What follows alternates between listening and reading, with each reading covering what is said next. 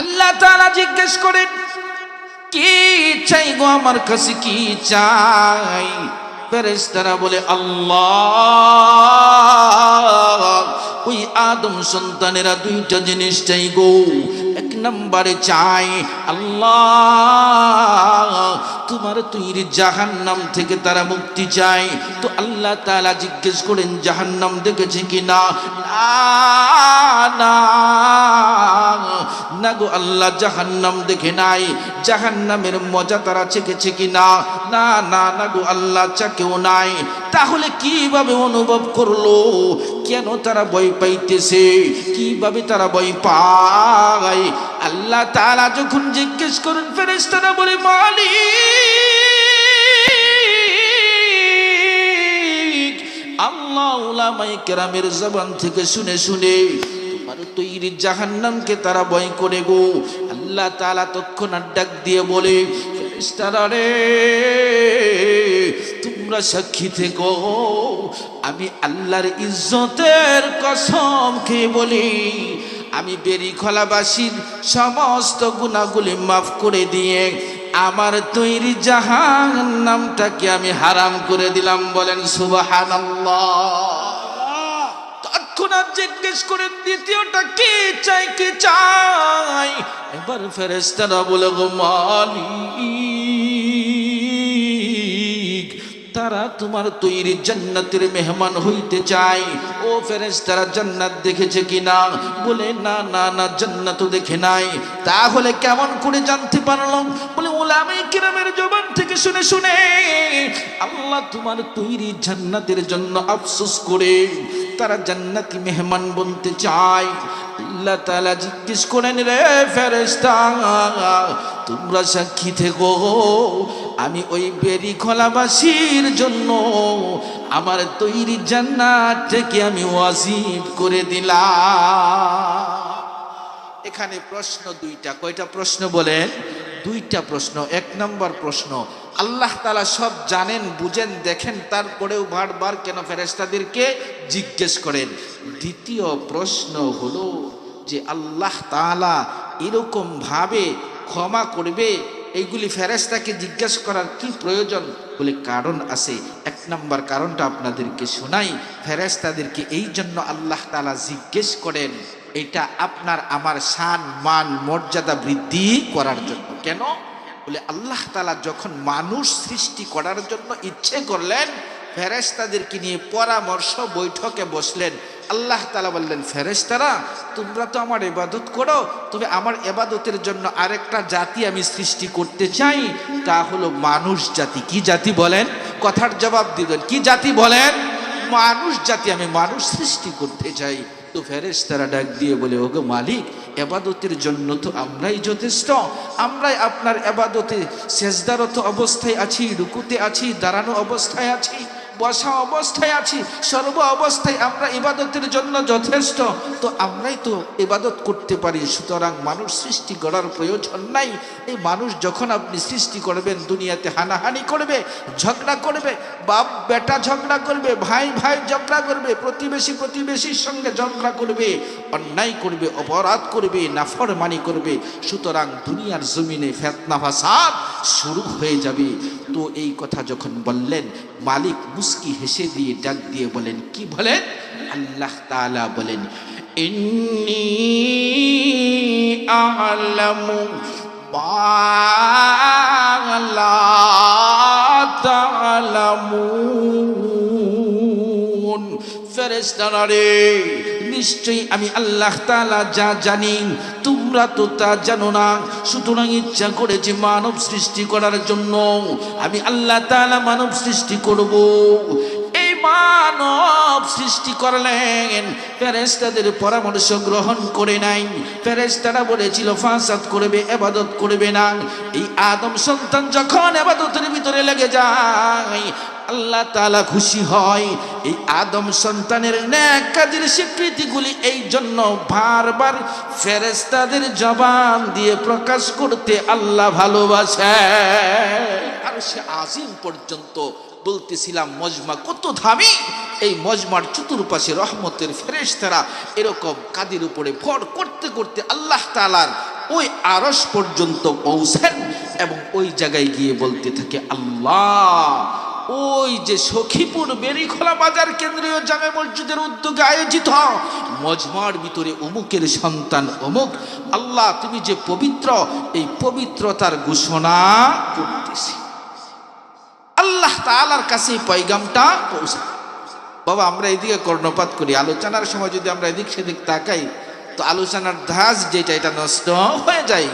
তো বলতেছিলাম আজকের মজমা কেমন দামি মজমা।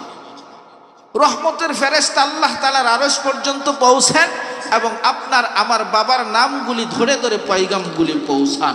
আল্লাহ তাআলা ফেরেশতাদেরকে জিজ্ঞেস করেন, ফেরেশতা না, তারা এখানে কেন বসলো? এই দুনিয়ার জমিনে ঘোরের বিছানা তো আরো আরামদায়ক ছিল, আরামের বিছানা হারাম করে শক্ত জমিনের উপরে সাধারণ সিম্পল একটা বিছানার ভিতরে কনকনে শীতের ভিতরে বসে আছে। তারা কি চাই? দুনিয়ার কোনো টাকা পয়সা আসবাবপত্র? তো ফেরেশতারা বলে, আল্লাহ, এরা দুনিয়ার কোনো আসবাব চাই না, এরা কোনো খাবার চাই না, এরা বস্ত্র চাই না। আল্লাহ, আপনার কাছে দুইটা জিনিস চাই। আল্লাহ তাআলা জিজ্ঞেস করেন, কি চাই গো আমার কাছে, কি চাই? ফেরেশতারা বলে, আল্লাহ, ওই আদম সন্তানেরা দুইটা জিনিস চাই গো।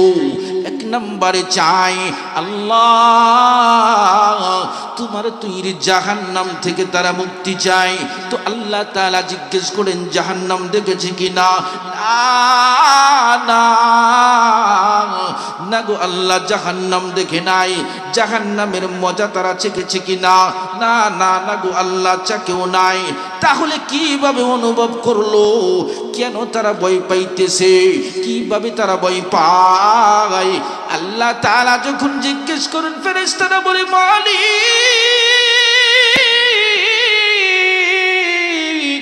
আল্লাহ উলামায়ে কেরামের জবান থেকে শুনে শুনে তোমার তৈরি জাহান্নামকে তারা ভয় করে গো। আল্লাহ তাআলা তৎক্ষণাৎ ডাক দিয়ে বলে, ফেরেশতারা রে,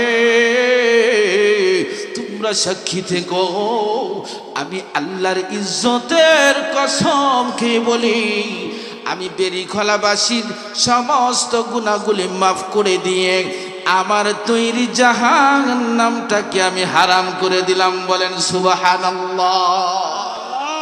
তৎক্ষণাৎ জিজ্ঞেস করে, দ্বিতীয়টা কি চাই, কি চাই? এবার ফেরেশতারা বলে, গো মালিক,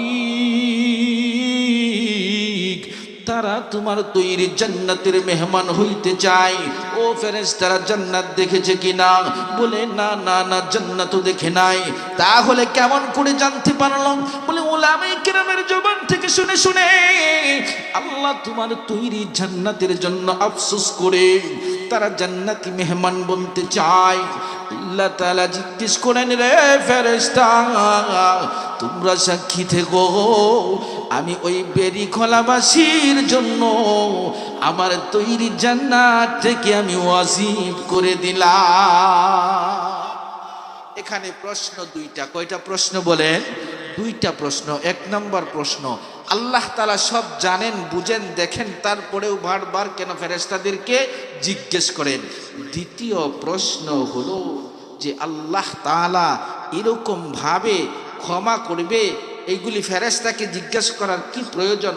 বলে, কারণ আছে। এক নম্বর কারণটা আপনাদেরকে শোনাই। ফেরেশতাদেরকে এই জন্য আল্লাহ তাআলা জিজ্ঞেস করেন, এটা আপনার আমার শান মান মর্যাদা বৃদ্ধি করার জন্য। কেন? বলে, আল্লাহ তাআলা যখন মানুষ সৃষ্টি করার জন্য ইচ্ছে করলেন, ফেরেশতাদেরকে নিয়ে পরামর্শ বৈঠকে বসলেন। আল্লাহ তাআলা বললেন, ফেরেশতারা, তোমরা তো আমার ইবাদত করো, তবে আমার ইবাদতের জন্য আরেকটা জাতি আমি সৃষ্টি করতে চাই, তা হলো মানুষ জাতি। কি জাতি বলেন? কথার জবাব দিলেন, কি জাতি বলেন? মানুষ জাতি আমি মানুষ সৃষ্টি করতে চাই। তো ফেরেশতারা ডাক দিয়ে বলে, ওগো মালিক, ইবাদতের জন্য তো আমরাই যথেষ্ট, আমরাই আপনার ইবাদতে সেজদারত অবস্থায় আছি, রুকুতে আছি, দাঁড়ানো অবস্থায় আছি, বসা অবস্থায় আছি, সর্ব অবস্থায় আমরা ইবাদতের জন্য যথেষ্ট, তো আমরাই তো ইবাদত করতে পারি। সুতরাং মানুষ সৃষ্টি করার প্রয়োজন নাই। এই মানুষ যখন আপনি সৃষ্টি করবেন, দুনিয়াতে হানাহানি করবে, ঝগড়া করবে, বাপ বেটা ঝগড়া করবে, ভাই ভাই ঝগড়া করবে, প্রতিবেশী প্রতিবেশীর সঙ্গে ঝগড়া করবে, অন্যায় করবে, অপরাধ করবে, নাফরমানি করবে। সুতরাং দুনিয়ার জমিনে ফিতনা ফাসাদ শুরু হয়ে যাবে। তো এই কথা যখন বললেন, মালিক মুস্কি হেসে দিয়ে ডাক দিয়ে বলেন, কি বলেন? আল্লাহ তাআলা বলেন, ইন্নী আ'লামু মা লা তা'লামুন। ফেরেশতারা রে, নিশ্চয়ই আমি আল্লাহ তাআলা যা জানি তোমরা তো তা জানো না। সুতরাং ইচ্ছা করেছে মানব সৃষ্টি করার জন্য আমি আল্লাহ তাআলা মানব সৃষ্টি করব। এই মানব সৃষ্টি করলেন, ফেরেশতাদের পরামর্শ গ্রহণ করে নাই। ফেরেশতারা বলেছিল ফাসাদ করবে, ইবাদত করবে না। এই আদম সন্তান যখন ইবাদতের ভিতরে লেগে যায়, আল্লাহ তাআলা খুশি হয়। এই আদম সন্তানের নেক কাজের স্বীকৃতিগুলি এই জন্য বারবার ফেরেশতাদের জবান দিয়ে প্রকাশ করতে আল্লাহ ভালোবাসে। এই জন্য আপনার আমার ভালো কাজগুলি আল্লাহ তাআলা বারবার ফেরেশতাদের মুখ দিয়ে বের করেন। আল্লাহ তাআলা সব দেখেন, আল্লাহ তাআলা সব বুঝেন। আল্লাহু আলিমুম বিযাতিস সুদূর। তো বান্দার অন্তরের মনি কোঠায় কি আছে, কালকে কি করবে, এক সপ্তাহ পরে কি করবে, এক মাস, এক বছর, 10 বছর, 50 বছর পরে সে কি করবে, কারো সাথে বলে নাই। মনে মনে পরিকল্পনা ছক এঁকেছে। মালিক বলেন, এইটাও কেউ না জানলেও আমি মালিক জানি। তো আল্লাহ তাআলা সব জানা বোঝার পরেও আপনার আমার শান মান মর্যাদা বৃদ্ধির জন্য বারবার আল্লাহ তাআলা ফেরেশতাদেরকে প্রশ্ন করে থাকেন। ও মুসলমান, আমি আপনাদের সঙ্গে নসিহা করব, আলোচনা করব, মুজাকারা করব, তবে আমার কথার সাথে সাথে মাঝে মাঝে জবাব দিবেন।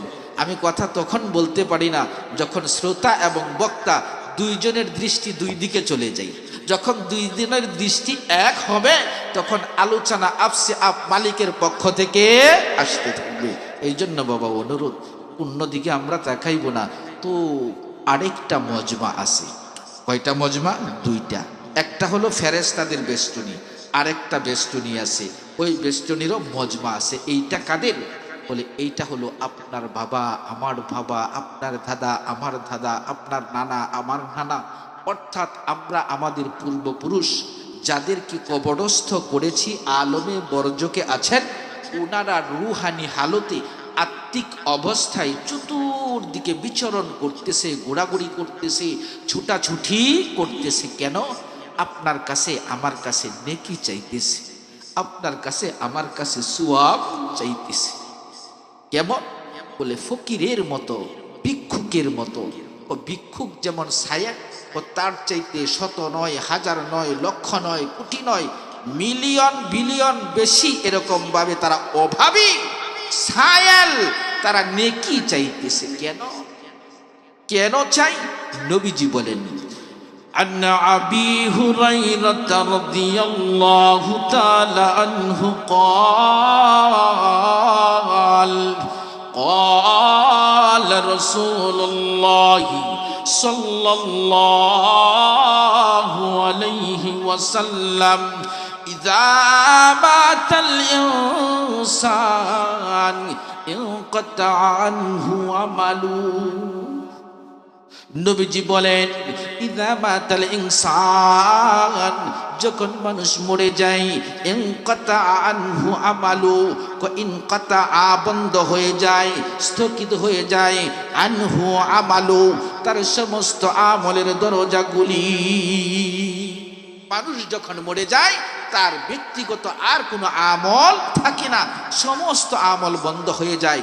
এই জন্য মৃতরা যেহেতু নিজের কোনো আমল তাদের জন্য গ্রহণযোগ্য না, ওই আমল দ্বারা উপকৃত হইতে পারে না, এই জন্য তারা তাদের আহালের কাছে, জীবিতদের কাছে ফকিরের মতো, মিসকিনের মতো নেকি চায়, সওয়াব চায়। বাবা সন্তানকে বলে, বাবা তুমি তো বেরিখোলা জামে মসজিদের উদ্যোগে আয়োজিত মজমায় গিয়েছ, আমার জন্য তুমি একটু দোয়া করো, তুমি না আমার সন্তান, আমি তো তোমার জন্য এরকম ভাবে রাতের রাত দিনের দিন ঘুমাই নাই, তুমি যখন অসুস্থ ছিলে আমি তোমাকে নিয়ে সারা রাত্র বসে থেকেছি, আজকে ওই মজমায় বসে আমার জন্য দোয়া করবে আর আমি কবরে শুয়ে শুয়ে উপকৃত। যেরকম ভাবে আমরা যারা মাকে হারিয়েছি কবরে, বাবা মাও চতুর্দিকে এরকম বিচরণ করতেছে, মুস্কি মুস্কি হাসতেছে, বুকের ভিতরে বড় আশা নিয়ে আজ আমার সন্তান কুরআনের মজমায় গিয়েছে গো, আজ আমার সন্তান আমার জন্য দোয়া করবে, কেন না সন্তানের দোয়া তো কবুল। এরকম একটা আশা নিয়ে বিচরণ করতেছে এই মজমায় আমরা যারা বসেছি, এরকম বাবা যেন এখানে থাকতে পারা, যারা যারা এরকম স্ত্রীকে কবরে রেখেছেন, স্ত্রীরা স্বামীর দিকে এরকম ভাবে তাকাইয়া আছে, যারা পূর্বপুরুষদেরকে হারিয়েছি, প্রত্যেকটা ব্যক্তি বাজান এই মজমার চতুর্পাশে রুহানি হালতে আমাদের কাছে সওয়াব চাইতেছে, নেকি চাইতেছে। এই জন্য আমরা আখিরি মুনাজাত না করে উঠবো আমরা আখিরি মুনাজাত না করে, যারা না উঠবো আমরা একটু হাতটা তুইলা দেখাই যে আমরা শেষ পর্যন্ত আলোচনা শুনে মুনাজাত করে, যারা হাত উঠাইছেন না আপনারা মনে হয় আগেই চলে যাবেন না ভাই, যদি চলে যান বোঝা যাবে আপনাদের মা বাবার প্রতি আহালের প্রতি আপনাদের দরদ নেই, মায়া নেই, তাদের কোনো অবদান আপনাদের উপরে নেই। এই জন্য বাবা অল্প সময় আলোচনা হবে, আসুন আমরা এই আলোচনার মাধ্যমে নিজেও উপকৃত হয় বলে আমাদের পূর্বপুরুষ যারা তারা উপকৃত হবে। তো বলতেছিলাম মানুষ যখন মরে যায় সমস্ত আমলের দরওয়াজাগুলি তাদের বন্ধ হয়ে যায়। নবীজি বলেন ইল্লা মিসালাসা, ইল্লা ইস্তিসনার মাধ্যমে। সাহাবায়ে কেরামকে নবীজি বলেন সাহাবায়ে কেরাম গো, যদিও সমস্ত আমলের দরজাগুলি বন্ধ হয়ে যায়, জানিয়ে দিল এ আমার উম্মত, ওই অমুক দিন ওই দুপা ব্যক্তিটা তার কর্মস্থলে এন্তেকাল করবে, মারা যাবে, সমস্ত মানুষগুলি আনন্দে আত্মহারা। ওই নির্দিষ্ট দিন আল্লাহর নবী ঈসার উম্মতেরা সবাই দুপার কর্মস্থলে উপস্থিত। ওই দিন দুপা অন্য দিনের তুলনায় কর্মস্থলে আসতে বিলম্ব হইতেছে, দেরি হইতেছে।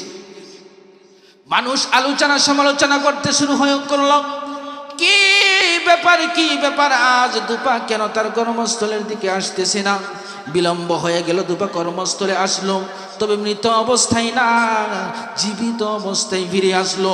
দুপাকে বলল দুপারে আজ তোর মৃত্যু হওয়ার কথা ছিল, কিন্তু দেখা যায় তুই তোর মৃত্যু হয় নাই, তোর চেহারায় আনন্দের ছাপ, শরীরের ভিতরে শক্তি অনেক বেশি।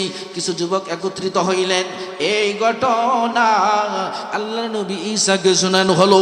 আল্লাহর নবী ঈসা আলাইহিস সালাতু ওয়াস সালাম কিছু যুবককে একত্রিত করে ডাকলেন, বললেন রে, যে কোনো কৌশলে দুপাকে আমার দরবারে হাজির করো, উপস্থিত করো, তার তো আজকে মৃত্যু হওয়ার কথা, কেন মরলো না, কি এমন আমল করলো, কি এমন ভালো কাজটা করলো রে, যেই ভালো কাজের কারণে আজ দুপা অদ্যাবধি পর্যন্ত জীবিত আছে, আমি দেখতে চাই। কিছু যুবক দুপাকে ধরলো এবং আল্লাহর নবী ঈসার দরবারে উপস্থিত করা হলো। আল্লাহর নবী ঈসা ডাক দিয়ে বলে, দুপা সকাল থেকে নিয়ে অদ্যাবধি পর্যন্ত তুমি কি ভালো কাজ করেছো, তুমি কি নেক আমল করেছো, তোমার কাজের রুটিনটা আমাকে শোনাও। দুপা মুস্কি মুস্কি হাসি আর ডাক দিয়ে বলে, ও আল্লাহর নবী ঈসা, জিন্দেগি ভর আমি মানুষের অত্যাচার করেছি, আমি মানুষদেরকে জুলুম করেছি, জিন্দেগি ভর মানুষ আমাকে অভিশাপ দিয়েছে, মানুষ কোনোদিন আমার জন্য শুভকামনা করে নাই। তবে গো আজ একটা ঘটনা আমার সঙ্গে ঘটে গিয়েছে। বলে কি ঘটনা ঘটেছে গো? বলে আমি যখন আমার কর্মস্থলের দিকে সকাল বেলা বাড়ি থেকে বের হই, আমার স্ত্রী আমার দুপুরের খাবারের জন্য আমাকে 3খানা রুটি দিয়েছে। এই 3টা রুটি আমি নিয়ে আমার কর্মস্থলের দিকে যখন অগ্রসর হই, পথিমধ্যে একজন ভিক্ষুকের সঙ্গে সাক্ষাৎ।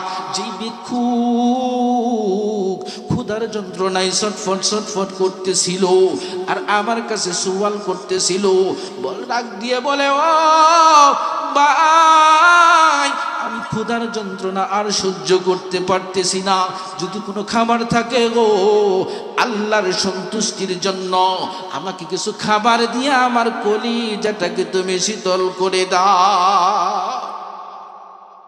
দুপা বলতেছে, আমি এই দৃশ্যটা দেখার পর কোনোদিন মায়া আসে না দিলে, আজ আমার দিলটার ভিতরে মায়া লেগে গেল, মায়া এসে গেল। যখন মায়া এসে গেল তখন আমি চিন্তা করলাম, সাথে তো 3টা রুটি, একটা যদি দিয়ে দেই, 2 রুটি দিয়ে আমার দুপুরের খাবারটা অন্তত পক্ষে চলবে। তো আমি একটা রুটি যখন দিয়ে দিলাম, আমি দেখি এই ফকির রুটিটা চিবায়া খায় আর আগের মতোই কান্না করে, আর মুস্কি কান্নার ভিতর দিয়া কেমন জানি একটা হাসি দেয়। খাবার শেষ হয়ে গেল, চেহারাটার ভিতরে কেমন জানি একটা পরিবর্তন আসলো। 2টা হাত আসমানের দিকে তুলে দিল, তুলে দিয়ে মুখ দ্বারা উচ্চারণ করতে লাগলো, কি বলে? ডাক দিয়ে বলে, ওগো আরশের মালিক আল্লাহ, যে ব্যক্তিটা আমাকে গো একটা রুটি খাওয়াইয়া আমার কলিজা শীতল করে দিল, আমার ক্ষুধা নিবারণ করে দিল গো, ওগো আরশের মালিক আল্লাহ, তোমার কুদরতি পায়া দরিয়া বলে গো, যেই ব্যক্তি আমাকে খাবার দিয়ে আমার কলিজা শীতল করে দিল গো, ওই ব্যক্তির পিছনের জিন্দেগির যত গুনাহ আছে সমস্ত গুনাহগুলি তুমি মাফ করে দিও। ও বাজান রে, এই দুপা এক রুটির বিনিময়ে পিছনের গুনাহ মাফির জন্য দুয়ার আওয়াজ তার কানে গেল। ডাক দিয়া বলে, সর্বনাশ, জিন্দেগি ভর মানুষ আমাকে অভিশাপ করেছে, একটা রুটির বুঝিয়া তো মূল্য, এক রুটির কারণে এই ব্যক্তি আমার পিছনের গুনাহ মাফির জন্য দোয়া করলো। আমার আজ কোনো খাবারের প্রয়োজন নাই গো ভিক্ষুক রে, নে নে নে, আমার দ্বিতীয় রুটিটাও তোকে দিয়ে দিলাম। দ্বিতীয় রুটিটাও দিয়ে দিল। ক্ষুধার যন্ত্রণায় ছটফটকৃত ওই ভিক্ষুকটা ওই দ্বিতীয় রুটিটাও চিবাইয়া খায়। এবার দ্বিতীয় রুটি খাওয়া শেষ হয়ে গেল, পূর্বের নেই আবার আসমানের দিকে 2টা হাত উত্তোলন করে বলে, ওগো আরশের মালিক আল্লাহ, যে ব্যক্তিটা আমাকে দ্বিতীয় রুটি দিয়ে এরকম ভাবে খাওয়াইয়া ক্ষুধা নিবারণ করলো, আল্লাহ তুমি তার জন্য জান্নাতের ভিতরে তার জন্য তার সামনের জিন্দেগির গুনাহগুলো মাফ করে দিও। এবার দুপা বলেন, ওগো আল্লাহর নবী ঈসা তৃতীয় রুটির জন্য যখন আমার সামনের গুনাহ মাফির জন্য দোয়া করলো, আমার তৃতীয় রুটিটাও আমি বের করে দিয়ে দিলাম। তৃতীয় রুটিটাও খেয়ে ফেললো। তৃতীয় রুটি খাওয়ার পরে গো আবার আসমানের দিকে হাত উত্তোলন করে এবার দোয়া করতে লাগলো, আল্লাহ যে একে একে আমাকে তৃতীয় রুটিটাও দিয়ে দিল গো, আল্লাহ তার জন্য জান্নাতের ভিতরে একটা উঁচু মাকামের ব্যবস্থা তুমি করে দিও। ডাক দিয়ে বলেন, ওগো আল্লাহর নবী এছাড়া আমি কোনো নেক আমল করি নাই। আল্লাহর নবী ঈসা বলে, রে এ দুপা তোমার কাপড়ের ঘাটতিটা কোথায়? বলে এই যে ঘাটতি জমিনে রেখেছি। ডাক দিয়ে বলে, তোমার কাপড়ের গিট্টুগুলি একে একে খোলো। ও বাজান, ঘাটতির ভিতরে দুপা জানে কাপড় আছে, কিন্তু আরো কিছু আছে যে এটা দুপাও জানে না। গিট্টুগুলি খুলতে লাগলো, একে একে যখন সবগুলি গিট্টু খুলে দিল, দুপার ওই কাপড়ের ঘাটতি থেকে বিশাল আকৃতির এক বিষধর কালো সাপ বের হয়ে আসলো। দুপা ভয় পেয়ে গেল। আল্লাহর নবী ঈসা আলাইহিস সালাতু ওয়াস সালাম আল্লাহ তাআলাকে ডাক দিয়ে বলল, আরশের মালিক আল্লাহ, মুজেজা দিয়েছো তুমি, আমি মুজেজা প্রয়োগ করেছি, আমি তার মৃত্যু চেয়েছি। আল্লাহ, মৃত্যু হয় নাই। আমার জাতি আমি ঈসা নবীকে ভুল বুঝবে, আমি ঈসা নবীকে বুয়া মনে করবে। আল্লাহ গো, জাতির ভুল ভাঙাইতে হবে। অল্প সময়ের জন্য তোমার সাপ নামের মাখলুকের জবানটা তুমি খুলে দাও। এবার সাপের জবান খুলে গেল। আল্লাহর নবী ঈসা আলাইহিস সালাতু ওয়াস সালাম জাতির ভুল সংশোধন করার জন্য সাপের সঙ্গে কথা বলতে শুরু করলো। সাপকে ডাক দিয়ে বলে, সাপ রে, এই কাপড়ের গাঁটটির ভিতরে তুমি কেন আসলা? কি জন্য এসেছো? একটু এই জাতিকে তুমি খুলে বলো। সাপ ডাক দিয়ে বলে, আল্লাহর নবী ঈসা, আপনি আপনার রবের কাছে আপনি দোয়া করেছেন তার মৃত্যুর জন্য। আল্লাহ তাআলা আমাকে তার কাপড়ের গাঁটটির ভিতরে মানে পাঠিয়েছেন। আমি তাকে সুবল দেব, সুবল দেওয়ার জন্য একটা সুযোগের প্রয়োজন হয়। আমি সুযোগটা খুঁজতেছিলাম, সুবল দিব কি দিব না, দিব কি দিব না। ইতিমধ্যে ওই ভিক্ষুক যখন তার কাছে রুটি চাইল, একটা রুটি যখন চাইল, সে দোয়া করলো, আল্লাহ তাআলা দোয়া কবুল করে নিলেন। এইভাবে দ্বিতীয় রুটিটাও যখন দিয়ে দিল, আমি চাইতেছিলাম তাকে সুবলটা দিব। যখন সুবলটা দেওয়ার জন্য প্রস্তুতিটা গ্রহণ করলাম, সাথে সাথে ওই আল্লাহ তাআলার ওই একজন ফেরেশতা লোহার শিকল নিয়ে আইসা আমি কালো বিষধর সাপের মুখের ভিতরে লোহার শিকল পড়াইয়া দিল গো, যার কারণে আর আমি তাকে দংশন করতে পারলাম না। তার কারণে আর আমি তাকে দংশন করতে পারলাম না। বলেন তো ঘটনা কোন দিকে গড়াইতেছে? নবীজির কাছে জিজ্ঞেস করছেন সাহাবায়ে কেরাম কি, ও রাসূলুল্লাহ, দানের মাধ্যমে শুধু সদকায়ে জারিয়া পরকালীন সব, দুনিয়াতে কোনো লাভ নাই। নবীজি কয়টা লাভের কথা বলেছেন? দুইটা। এক নাম্বার তারুদ্দুল বালা, এক নাম্বার বালা মুসিবত দূর হয়। দুই নাম্বার ওয়াতাজিদু ফিল উমার, হায়াতের ভিতরে বারাকা দান করে। এই জন্য বাবা, দান সৎকার মাধ্যমে মানুষ মৃত্যুর হাত থেকেও বেঁচে যায়। আর যিনি বাঁচিয়ে দেন তিনি কে একটু ডাক দিয়ে শুনাইয়া দেন আল্লাহ। যিনি বাঁচান তিনি কে বলেন? আল্লাহ। সুবহানাল্লাহ ওয়াল হামদুলিল্লাহ লা ইলাহা, জোরে সুরে লা ইলাহা, জোরে লা ইলাহা। ডানে মাটি বামে মাটি, মাটি হবে বিছানা। উপর দিকে চেয়ে দেখো, কাঁচা বাঁশের কারখানা। লা ইলাহা ইল্লাল্লাহ, লা ইলাহা ইল্লাল্লাহ, লা ইলাহা ইল্লাল্লাহ, মুহাম্মাদুর রাসূলুল্লাহ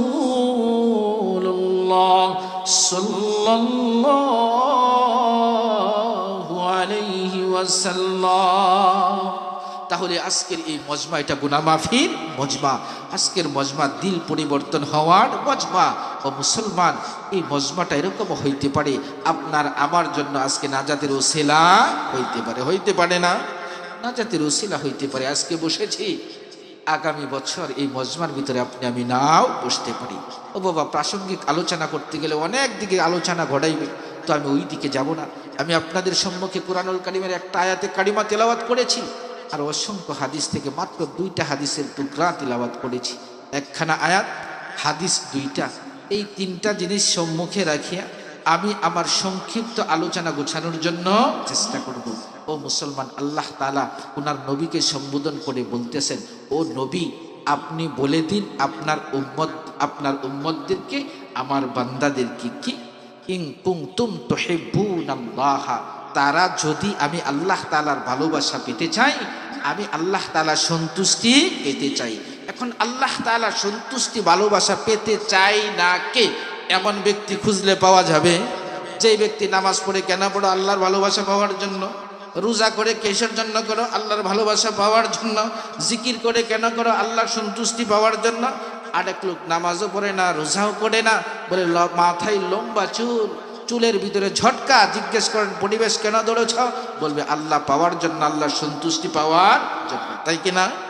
অনেক মানুষ আছে নামাজ পড়ে না, দিলে দিলে নামাজ আমরা পড়িনি। এই পরিবেশ কেন দৌড়েছ? দিলের নামাজও পড়ি আল্লাহ তাআলার প্রেম ভালোবাসা সন্তুষ্টি পাওয়ার জন্য। একজন আল্লাহ তাআলার ভালোবাসা দাবি করবে, দাবি করলেই কি ভালোবাসা বাস্তবায়ন হবে?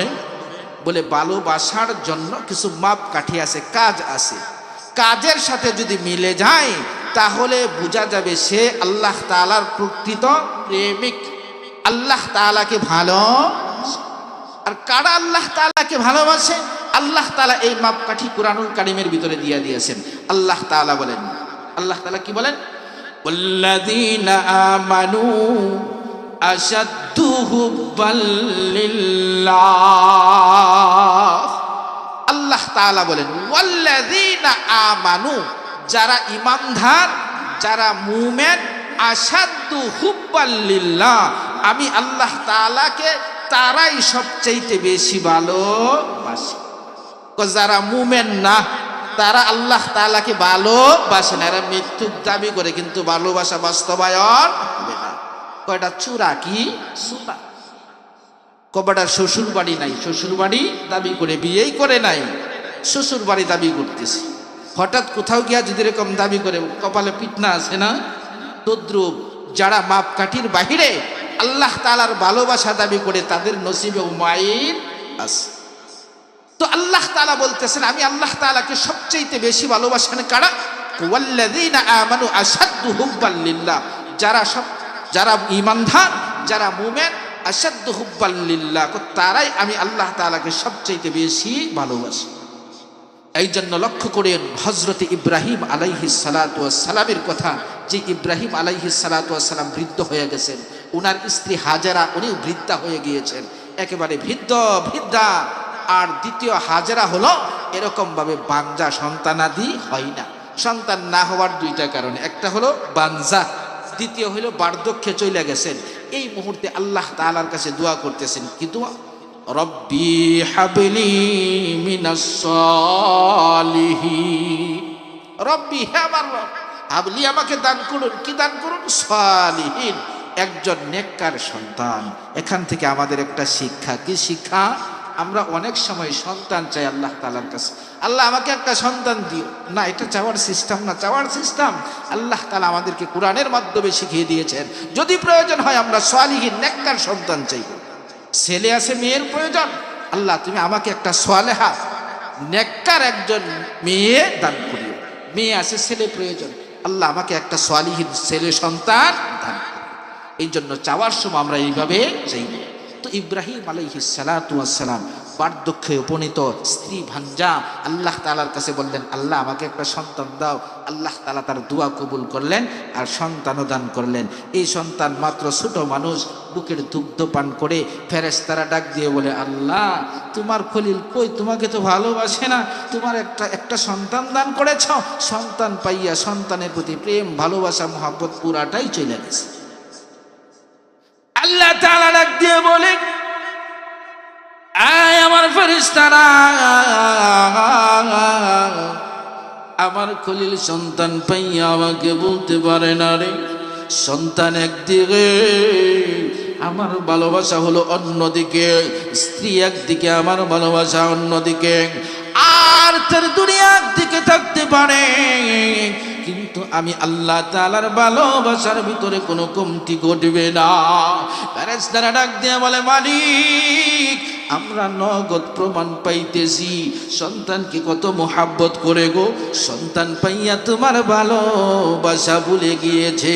আল্লাহ তাআলা বললেন আয় আমার ফেরেশতারা রে, আমার আদম হযরতে ইব্রাহিম আলাইহিস সালাতু ওয়াস সালাম আমাকে বলতে পারে না, বলে প্রমাণ চাই। বলে কি প্রমাণ? দেখাইতেছি প্রমাণ রে। আল্লাহ তাআলা ডাক দিয়ে বলেন ইব্রাহিম তুমি তোমার স্ত্রী হাজেরা এবং শিশু পুত্র হযরতে ইসমাঈল আলাইহিস সালাতু ওয়াস সালামকে এমন জায়গার ভিতরে নির্বাসন যে জায়গার ভিতরে মানুষ থাকে না, যে জায়গার ভিতরে কোনো খাবার নাই, যে জায়গার ভিতরে কোনো পানি নাই, যে জায়গার ভিতরে কোনো মানুষের চলাফেরা নাই, এমন জায়গার ভিতরে নির্বাসন দিয়ে আসো, এমন জায়গার ভিতরে রেখে আসো। আল্লাহ তাআলা যখন অর্ডার করলেন, অর্ডার করতে দেরি হয়েছে। হযরত ইব্রাহিম আলাইহিস সালাতু ওয়াস সালাম স্ত্রী এবং শিশু পুত্র, যেই পুত্রটা মাত্র কয়েক মাস বয়স, বুকের দুগ্ধ পান করে স্ত্রী এবং সন্তানকে নিয়ে প্রস্তুত হইতে দেরি হয় না। এমন জায়গার ভিতরে নির্বাসন দিলেন যখন ওই মরুপ্রান্তরে জনমানুষহীন স্থানের ভিতরে, সাহায্যকারীহীন স্থানের ভিতরে রেখে চলে আসেন। বাবারে, পিতা এবং পুত্রের সম্পর্ক কেমন? পুত্র, কোনো পুত্র হয় না, সন্তান হয় না। যে সন্তান বার্ধক্যে পেয়েছে হয়েছে, এইখানে বসে আছে। ওই বণিকেরা বুঝতে পারলো এই পানির মালিক হলো এই মহিলা আর এই শিশু বাচ্চা। যেই ব্যক্তি আপেলের ব্যবসা করে, ফলের ব্যবসায়ীরা ডাক দিয়ে বলে, বোন, আমি তো অমুক ফলের ব্যবসা করে, আমার সঙ্গে অর্থের কোনো অভাব নাই, তোমার এই জায়গা থেকে কিছু পানি দাও, বিনিময়ে কোনো খাবার রাখো, বিনিময়ে অর্থ করে রাখো, তারপরেও কিছু পানি দাও। বলে হাজারা কোনো কথা বলে না। এই জায়গা থেকে ব্যবসায়ী দলেরা পানি নিয়ে যায় আর যার জির মতো এরকম ভাবে খাবার রেখে যায়। বলে কিছু সময় যাইতে না যাইতে খাবারের কোনো অভাব হইল না। এইরকম ভাবে একের পর এক মানুষ এদিকে আসতে শুরু হয়ে গেল। আল্লাহ তাআলা ডাক দিয়ে বলেন, ইব্রাহিম, তুমি আমার চাইতে সন্তানকে বেশি ভালোবাসো না রে? আমি আল্লাহ তাআলা কি তুমি সবচাইতে বেশি ভালোবাসো? ও মুসলমান, শিক্ষা হলো এই, আল্লাহ তাআলা কুরআনুল কারীমের অন্য জায়গার ভিতরে বলেন, তানসুরুল্লাহ ওয়া ইয়ানসুরকুম। বান্দা যখন আমার দ্বীনের সাহায্য করবে, আমি আল্লাহ তাআলা তাদের জন্য স্বয়ং সাহায্যকারী হয়ে যাব। হুকুম পুরা করেছেন কয়জন? 3 জন, স্বামী স্ত্রী এবং সন্তান। আর রিজিকের ফয়সালা করেছে আনে ওয়ালা উম্মতের জন্য কিয়ামত পর্যন্ত। বলে যেই কূপ সৃষ্টি হয়েছিল ওই কূপের নাম হলো জমজম কূপ। রিজিকের ব্যবস্থা কে করেছেন? ভালোবাসা কয়জনের? 3 জন। 3 জন ভালোবাসায় এরকম ভাবে উত্তীর্ণ হওয়ার কারণে আল্লাহ তাআলা আনে ওয়ালা উম্মতের জন্য জমজম কূপের মতো নিয়ামত আমাদের জন্য সৃষ্টি করে দিয়েছে। এই জন্য আল্লাহ তাআলা বলে, ইন তানসুরুল্লাহ ওয়া ইয়ানসুরকুম। ও বান্দা যখন আমার জন্য সাহায্যকারী হয়ে যাবে, আমার হুকুম পুরা করবে, বলে বান্দার যত চাহিদা আছে সব আমি মিটাইয়া দিব। বলে হযরতে মারিয়াম আলাইহিস সালাতু ওয়াস সালাম, ঈসা আলাইহিস সালাতু ওয়াস সালামের আম্মা, উনি থাকতেন কোথায়? বাইতুল মুকাদ্দাসের হুজরার ভিতরে। ওইখানে আল্লাহ তাআলা এরকম জান্নাতি খাবার দিয়েছেন। লম্বা ঘটনা কোরআন শরীফের ভিতরে আছে, সূরা মারিয়ামের ভিতরে অনেক লম্বা ঘটনা। তো ওনাকে আল্লাহ তাআলা ঈসা নবী যখন গর্ভের ভিতরে আসলো, ভূমিষ্ঠ হইবে, এই মুহূর্তে হুজরা থেকে তিনি বের হয়ে এরকম মরুভূমির দিকে যাইতেছে। কোথায় যাইতেছে? মরুভূমির দিকে তিনি যাইতেছে। যাইতে যাইতে যাইতে যাইতে একটা জায়গার ভিতরে আশ্রয় নিলেন। এরকম একটা জায়গায় যেখানে একটা মাত্র খেজুর গাছ ছিল, যেই খেজুর গাছটা জীবিত না, মৃত একটা খেজুর গাছ। গাছটা মরে গেছে, কিন্তু ডালপালা আছে, শুকায় নিচের দিকে ঝুইলা রয়েছে, নিচের দিকে ঝুইলা রয়েছে। ওই জায়গায় গিয়া মরিয়ম বলতেছে, আল্লাহ, আমার তো বিবাহ হয় নাই, যদিও সান্ত্বনা দিয়েছ, মানুষজন তো আমাকে জিজ্ঞেস করবে আমি সন্তান কোথা থেকে পেলাম, মানুষকে আমি কি জবাব দিব? আল্লাহ, তুমি তো জবাবও শিখিয়ে দিয়েছ। যদি আমি এই ঘটনা হওয়ার পূর্বে মারা যাইতাম, তাহলে মানুষের স্মৃতি থেকে আমি হারিয়ে যাইতাম। এটা মনে হয় আমার জন্য সবচাইতে ভালো হইতো। জবাবগুলি আমার জন্য কষ্টকর হইতেছে।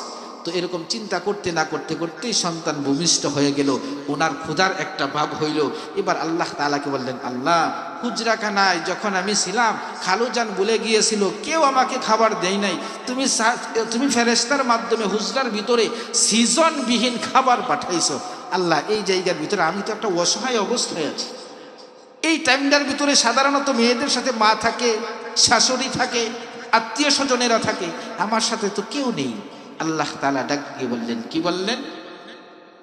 ওয়াহুজ্জি ইলাইকি বিজিজিন নাখলা তুসাকিত আলাইকি রুতাবান জানিয়া। আল্লাহ তাআলা মরিয়মকে বললেন, মরিয়ম ওয়াহুজ্জি টান দাও, ইলাইকি তোমার দিকে, বিজিজিন নাখলা এই খেজুর গাছের ডালে ধরে, কাণ্ডের ভিতরে ধরে, তুসাকিত ইলাইকি তাহলে তোমার দিকে পড়বে কি? রুতাবান জানিয়া, বলে পাকনা সুস্বাদু খেজুর। মারিয়াম মুস্কি হাসলেন, ডাক দিয়ে বললেন, মনি কেন? আমি হুজরায় ছিলাম তখন তো এমন কথা বলে নাই উসিলা গ্রহণ করার জন্য, আর আজকে আমি অসহায়, আমাকে বলতেছেন পাশের ডালের ভিতরে ধৈরা টান দেওয়ার জন্য, তখন পাকনা খেজুর পড়বে আর আমি খাবো। জবাব আসলো, মুফাসসিরিনে কেরাম জবাব দেয়, এটা হলো এই যে মারিয়ামের সন্তানের প্রতি ন্যূনতম মায়া আসছিল, যার কারণে আল্লাহ তাআলা একটু মেহনত কইরা খাওয়ার জন্য আদেশ দিলেন। এই জন্য মুসলমান ভালোবাসবো কাকে? আল্লাহ তাআলাকে। আল্লাহ ছাড়া কাউকে ভালোবাসা যাবে না। কেমন ভালোবাসবো? নিজের জানের চাইতে বেশি। কেমন ভালোবাসবো? নিজের সন্তানের চাইতে বেশি। কেমন ভালোবাসবো? বলে নিজের মালের চাইতে বেশি। ও মুসলমান, খারাপ লাগতেছে? আলোচনা চলবে, যদি খারাপ লাগে বলেন, আমি ছেড়ে দিব। ও মুসলমান, জানের চাইতে বেশি ভালোবাসা লাগবে। বলে এই ইব্রাহিম আলাইহিস সালাতু ওয়াস সালামকে একে একে আল্লাহ তাআলা কয়েকটা পরীক্ষার ভিতরে ফেলেছেন, আর এই পরীক্ষাগুলি করার পর আল্লাহ তাআলা বলেছেন, পয়গম্বরদের ভিতরে ইব্রাহিমের পরীক্ষাগুলি ছিল বড় পরীক্ষা, মহান পরীক্ষা। আরেকটা পরীক্ষা ছিল উনার, এরকম ভাবে নমরুদের আগুনের ভিতরে ফালাইছেন। 6 মাস পর্যন্ত আগুন প্রজ্বলিত করা হয়েছে, ইব্রাহিমকে আগুনের ভিতরে পুড়াইবে। এবার যখন ফালাইবে আগুনের ভিতরে, চরকে বানছেন, এই চরকে রহমতের ফেরেশতা আইসা এরকম ভাবে ধইরা রাখছে, চরক ঘুরতে দেয় না। শয়তান বৃদ্ধ সাইজা আসছে, আল্লাহর ওলি সাইজা আসছে, বলতেছে তোমরা এক কাজ করো, নর্তকী সাজাও আর এদেরকে এই জায়গার ভিতরে ডান্স করাও, দেখবে আর ফেরেশতা থাকবে না, তখন তোমরা চরকটা ঘুরাইতে পারবে আর ইব্রাহিম আগুনের ভিতরে পড়ে যাবে। তাই করা হলো। যখন নর্তকীদেরকে আনা হলো, সাজানো হলো, ডান্স করা শুরু হয়ে গেল, তখন রহমতের ফেরেশতাগুলি চলে গেল। ও মুসলমান, জেনে রাখবেন আজকের এই মজমা রহমতের মজমা। এই মজমার পরে, একদিন পরে, 2 দিন পরে, 1 সপ্তাহ পরে, 1 মাস পরে, 1 বছর পরে, আল্লাহ না করুক হইতে পারে ওই ডান্সের কোনো মজমা যদি হয়, বলেন তো তখন এই জায়গায় রহমতের ফেরেশতা থাকবে না শয়তান থাকবে? যদি এরকম মজমা হয়, আমরা যারা মহল্লাতে থাকবো আমাদের দায়িত্ব হলো তাদেরকে বুঝানো, প্রতিহত করা। কেন? আল্লাহ তাআলা বলেন, তা'মুরুনা বিল মারুফ ওয়া তানহাউনা আনিল মুনকার, তোমরা সৎ কাজে আদেশ করো, অসৎ কাজে নিষেধ করো। যুবক ভাই যারা আছেন, আপনারা এই কাজগুলি করবেন না। বলে এই কাজগুলি সাধারণত ঘটে কোথায়? তো বিয়ের অনুষ্ঠানে, মুসলমানের অনুষ্ঠানে, জন্মদিনের পার্টিতে, বিভিন্ন পার্টিতে এই কাজগুলি করে থাকেন। আর বিয়ের কাজগুলিতে যে করেন, আপনি নামাজ পড়েন ফরজ, রমজানের রোজা রাখি এটা ফরজ, ওই কাজগুলির ভিতরে, আমলগুলির ভিতরে তো আমরা বক্স বাজাই না, কিন্তু বিবাহ যেটা এইটাও ফরজ। তাহলে এইটার ভিতরে মুসলমান কেন বক্স বাজাই বলেন তো দেখি? ও মুসলমান, এই ফরজিয়াত কাজের ভিতরে নাফরমানি কাজগুলি করবেন না। কাফের হিন্দু নাসারাদের এই কালচার ঢুকাইবেন না। আমরা মুসলমানের সন্তান, মুসলমানের সন্তান এই কাজগুলি করতে পারে না। এই জন্য যারা করেছি, ভুল করেছি, আজকে থেকে তওবা করব, কোনোদিন এই সমস্ত অন্যায় অশ্লীল কাজের ভিতরে আমরা জড়িত হব না। তো আল্লাহ তাআলা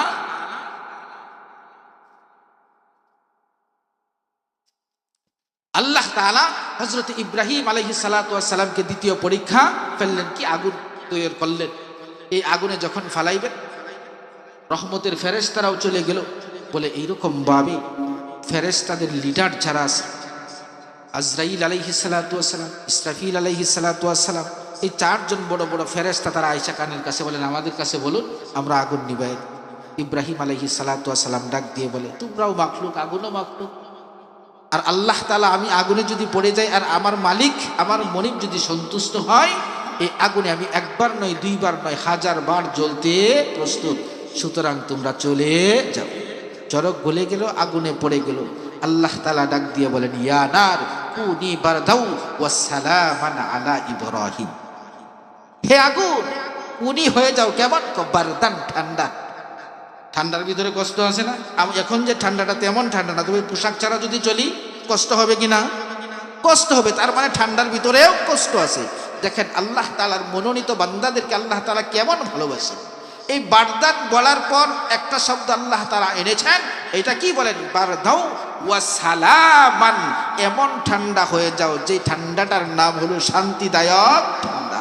আলা ইব্রাহিম, আমার ইব্রাহিমের উপর। ইব্রাহিম আগুন থেকে বের হওয়ার পর এটা প্রকাশ করেছেন যে আমার জন্য দুনিয়ার জমিনে সবচাইতে সম্মানিত আরামের স্থান যেটা ছিল, এইটা ছিল নমরুদের। কেন? আল্লাহ তাআলার ওয়াদা আছে। কি ওয়াদা? তানসুরুল্লাহ ওয়া ইয়ানসুরকুম, যারা আমার দ্বীনের সাহায্য করবে আমি আল্লাহ তাআলা তাদের জন্য সাহায্যকারী হয়ে যাব। ও মুসলমান, বলতেছিলাম যে আল্লাহ তাআলা আমাদের উপরে সন্তুষ্ট কখন হবেন? আল্লাহ তাআলা কুরআনুল কারীমের ভিতরে বলেন, হে নবী আপনি বলুন, তারা যদি আপনার উম্মতেরা আমি আল্লাহ তাআলা সন্তুষ্টি পেতে চাই তাহলে কি করা লাগবে? কুল ইন কুনতুম তুহিব্বুনাল্লাহা ফাত্তাবিউনি ইউহিব্বুকুমুল্লাহ। তারা যাতে আমি নবীর অনুকরণ করে, আমি নবীর অনুকরণ করলে কি হবে? ওয়ায়াগফির লাকুম, আমি আল্লাহ তাআলা তাদের গুনাহগুলি ক্ষমা করে দেব। ওয়ায়াগফির লাকুম যুনুবাকুম ওয়াল্লাহু গফুরুর রহিম। আর আমি আল্লাহ তাআলা তাদের গুনাহগুলি মাফ করে দিয়ে তাদের জন্য আমি জান্নাতের ফয়সালা করে দিব। তো আল্লাহ তাআলা সন্তুষ্টি কিসের ভিতরে বলেন? রসুলের সুন্নতের ভিতরে, রসুলের অনুসরণের ভিতরে। সম্মানিত মুসল্লিয়ানি কেরাম, শুরুতে আমি একটা কথা বলেছিলাম, মানুষ যখন মরে যায় তার সমস্ত আমল বন্ধ হয়ে যায়। কয়টা আমল জারি থাকে বলেছিলাম? ইল্লা মিন সালাসা, তিনটা আমল। কয়টা বলেন?